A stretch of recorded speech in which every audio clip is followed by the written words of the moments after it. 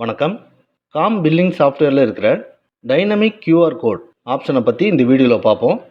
இப்போ ஒரு கஸ்டமருக்கு பில் என்ட்ரி பண்ணதுக்கப்புறமா அந்த பில்லுக்கான அமௌண்ட்டை யூபிஐ பேமெண்ட் பண்ணுறாங்க அப்படிங்கிறப்ப கஸ்டமருக்கு கொடுக்க போகிற பில் பிரிண்ட்லேயே உங்களுடைய யூபிஐ கியூஆர் கோடு வர மாதிரி பிரிண்ட் எடுத்துக்கலாம். இந்த கியூஆர் கோடை கஸ்டமர் ஸ்கேன் பண்ணும்போது இந்த பில்லுக்கான அமௌண்ட்டை மேனுவலாக டைப் பண்ணிவிட்டு பேமெண்ட் பண்ணுவாங்க. இந்த ஆப்ஷன் சாஃப்ட்வேரில் ஏற்கனவே இருந்தது தான். இப்போ ரீசெண்டாக அப்டேட் பண்ணியிருக்கிற டைனமிக் கியூஆர் கோட் ஆப்ஷனை பற்றி பார்ப்போம். டைனமிக் கியூஆர் கோடுக்கான பில் செட்டிங் பண்ணதுக்கப்புறமா மெனு பாரில் இருக்க அட்மின் இதில் கம்பெனி செட்டிங்ஸை கிளிக் பண்ணுங்கள்.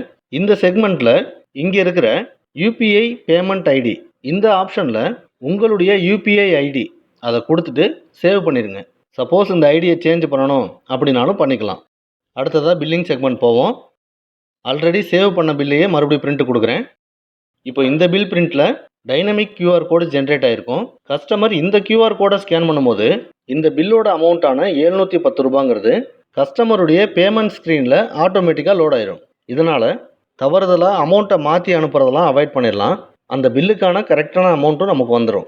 இந்த dynamic QR code option new வெர்ஷனில் அப்டேட் பண்ணியிருக்கோம். இந்த ஆப்ஷன் உங்களுக்கும் தேவைப்பட்டதுன்னா புது வெர்ஷனை அப்டேட் பண்ணிவிட்டு யூஸ் பண்ணிக்கோங்க.